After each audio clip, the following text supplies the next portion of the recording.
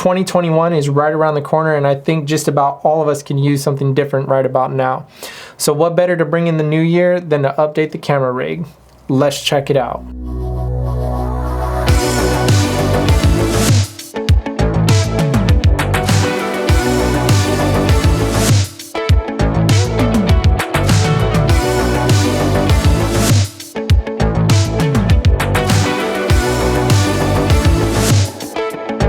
First of all, I'd like to give a shout out to Chris and the kind people over at Kondor Blue who sent out this Panasonic Pro Series camera cage and top handle setup. I'm gonna go over this camera cage because it is really cool and it is definitely worthy of a review, but I will show you all those features here in just a second. But let's go ahead and start our build. So to start off, you want to definitely have a good solid foundation. It makes life convenient, and you definitely want to make sure that your camera is going to be protected and things are going to hold up, which is why we're going to be using the Kondor Blue 15mm side loading mount base plate system. Now this was also used in my previous rig build, which I will leave a link for you guys up here if you guys want to see that and see the stuff that I've changed over from last year's build. It actually uses the 501 base plate system. Now on the bottom it has an RE mount, but I actually installed the Manfrotto 501 system on it as well, or base plate on it as well. 501 fits my tripod, it fits my Ronin S, it just makes things so much more convenient. And so this base plate is actually from my Smooth Camera Gear tripod. If you want to check out my review on that, it's a really good fluid head and leg system. I will leave a review link up here for you guys as well as in the description below. But this base plate system just has a lot of really, I think, essential features to it. For one, it's very convenient to be able to install your rails and swap out your rails, which we'll go over those in just a second. But it's just got one tightening point to be able to tighten those rails, and that's it. It's side loading, so you just release the lever to take it out and just pop it in like that on the side, and you can easily put your camera in. You can slide it in if you want to do it that way, and I love hearing that click that it makes, because then I know at that point my camera is secure, because that is something very important to me.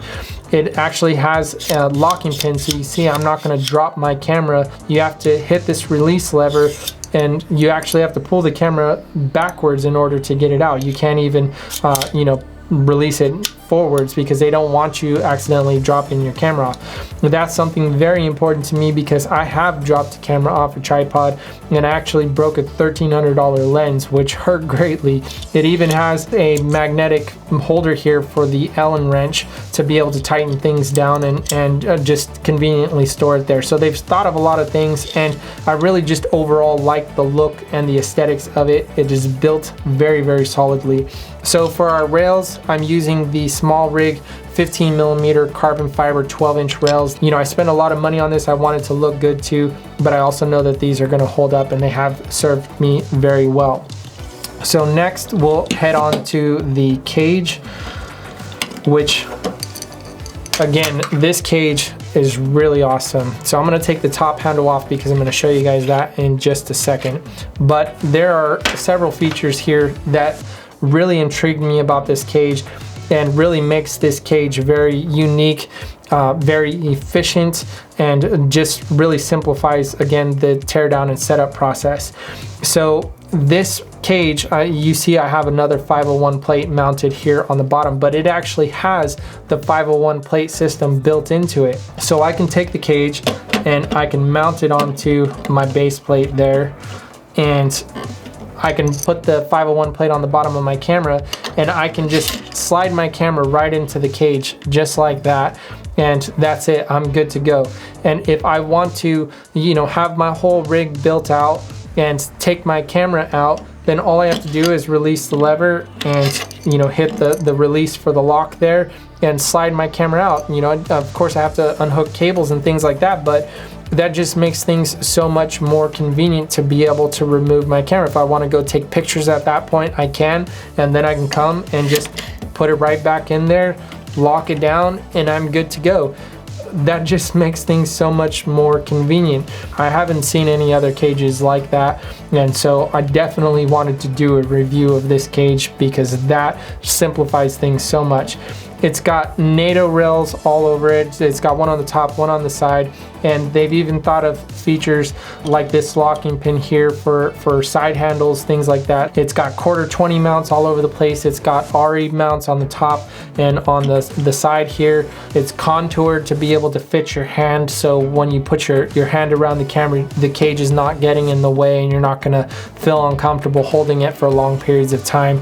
It's got a cold shoe mount here at the top. Now for the handle, this is where things also are very convenient, because it's actually got a start and stop record button built into the top, and so you plug in the included cable into the remote port on your camera, and that's very convenient because if you've already composed your shot, you know, you're looking at your external monitor and you're ready to record, you just hit the button, you want to stop it, you hit it again. It's NATO mount as well, so you can just use the NATO rail there at the top, lock it down.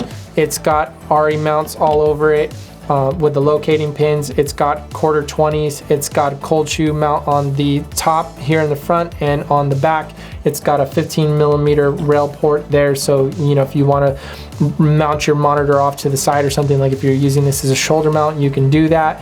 Now for my monitor mount, I actually purchased the Kondor Blue swivel monitor mount. I got this during their Black Friday deal. Really cool. It's got the 3/8 RE locating pins mount on it, and so I just mount it here on the handle.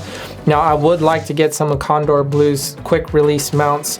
I've heard a lot of really good things about those, and it would make things a whole lot simpler to be able to quickly remove my monitor. It's very stiff, but yet it moves very easily, if that makes sense. I don't have to worry about my monitor flopping around. It's gonna stay in whatever position that I put it in, and it holds the Ninja 5 no problem. And if over time it does loosen up, you can actually tighten all the Allen screws all over the place and kind of make it as stiff as you like it or as loose as you like it. With other mounts, when you try to twist the monitor, it will actually work the 1/4-20 loose, and then you're just dealing with a loose monitor. And so this has this little ridge here on it, so the monitor itself can't twist, but the mount will twist, and so that's very convenient. I like that feature a whole lot. For audio, I'm using the Deity Connect wireless system most of the time. That is one downside that I have found to this cage, is that the cold shoe mount here is a little bit too close to the handle for my Deity Connect system. Now that is a little bit of a larger system, so it may not be a problem with other, you know, wireless systems, but if you do have the Deity Connect system, know that you won't be able to use the cold shoe mount, and so I actually have to use a 1/4-20 here on the side. But if I want to be able to use the cold shoe mount, and I'm not going to use my Deity Connect system, and I'm going to use something a little bit more run and gun, then I'll use one of my Comica, like the Boom XD or the Boom XU system, and those fit on there just fine, and I don't have to worry about it. But I do wish that that was a little bit farther to the side, but it's definitely not a deal breaker for me.